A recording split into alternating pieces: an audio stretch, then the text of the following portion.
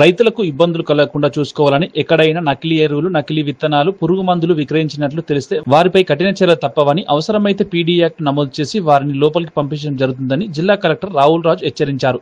చినశంకరంపేట మండలం గవలపల్లి గ్రామంలోని ఆగ్రోస్ రైతు సేవా కేంద్రంలోని పలు ఎరువులు, విత్తనాలు, పురుగు మందులను మెదక్ జిల్లా కలెక్టర్ రావుల్ రాజ్ తనిఖీ చేశారు.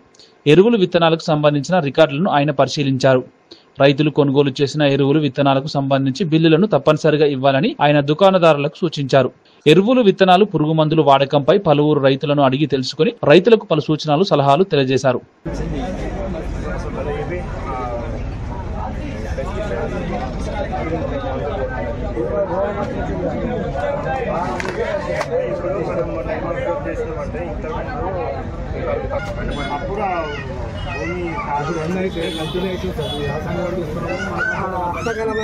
భూమికి రెస్ట్ అనేది కంటిన్యూగా 2 ఎకరాలు చేసుకొని 2 ఎకరాలు డ్యూడ్ అన్నట్టు పెట్టుకుంటేనేమో అని ఉంటుంది. అప్పుడు కొద్దిగా తక్కువ మండలంలో కూడా వేసి అన్ని డీలర్ షాప్స్ ఏవైతే ఉన్నాయో, అంటే ఏవైతే మనకి సీడ్స్ కానివ్వండి, ఫర్టిలైజర్స్ కానివ్వండి, పెస్టిసైడ్స్ కానివ్వండి, సో వీటన్నిటివి కూడా షాప్స్ అన్నీ కూడా వెరిఫై చేసి ఎక్కడ కూడా రైతులు నష్టపోయే విధంగా నకిలీ విత్తనాలు కానివ్వండి, నకిలీ ఎరువులు కానివ్వండి, నకిలీ పురుగుల మందులు కానివ్వండి, ఇటువంటి ఎవరైనా ఎక్కడైనా చేసినట్టు మా దృష్టికి వస్తే సో వాళ్ళ మీద కఠినమైన చర్య తీసుకోవడం జరుగుతుంది. అవసరమైతే వాళ్ళ మీద పీడీ యాక్ట్ కూడా బుక్ చేసి వాళ్ళని లోపలికి వేయడం జరుగుతుంది.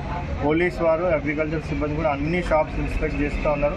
ఇప్పటి వరకు మనకు అయిన ఇన్స్పెక్షన్స్లో ఎక్కడ కూడా మనకి మన జిల్లాలో నకిలీ విత్తనాలు పంపిణీ అవుతుందనేసి ఎక్కడ కూడా మనకి రిపోర్ట్ రాలేదు. సో అన్నీ కూడా మన దగ్గర అన్ని స్టాండర్డ్స్ ప్రకారం నాణ్యమైన విత్తనాలే విక్రయం జరుగుతూ ఉంది.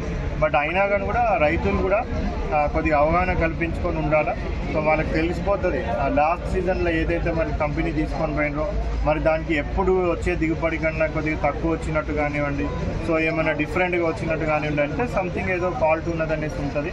సో అట్లేమైనా లాస్ట్ టైం తీసుకుపోయినప్పుడు ఏమైనా ప్రాబ్లం అయితే కూడా అగ్రికల్చర్ ఎక్స్టెన్షన్ ఆఫీసర్స్ని కన్సల్ట్ కాండి, వాళ్ళు ఏ విధమైన విత్తనాలు వాడినారు, ఏ విధమైన ఇవి కూడా అవి వెరిఫై చేసి ఎవరన్నా సెంటర్స్లలో డీలర్స్ ఎవరన్నా కనుక నకిలీ విత్తనాలు అవి విక్రయిస్తే వాళ్ళ మీద కూడా చర్యలు తీసుకోవడం జరుగుతుంది. అదేవిధంగా మనకి ఇప్పుడు యూరియా కానివ్వండి, సీడ్స్ కానివ్వండి అడిక్వేట్గా మన జిల్లాలో ఆల్రెడీ ఉన్నాయి.